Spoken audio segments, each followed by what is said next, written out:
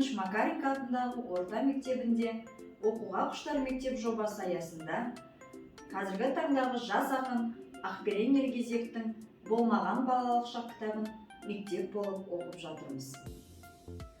Бұл туынды қазақ интернет бестселлеріне айналған бірегей шығарма. Интернет желісі бойынша жүргізілген сауалнама бойынша кітап 20 үздік прозалық кітаптар қатарына енгізілген. Повесть Ақбереннің шақшадай басынан өткен шырылдақ тағдыры туралы. Кітаптан түскен қаражат жетімдер үйіне аударылады. Яғни, сіз бір кітапты алу арқылы бір жетім балаға көмектесе аласыз.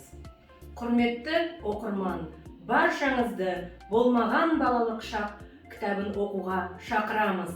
Кітап оқу ақыл тынысы.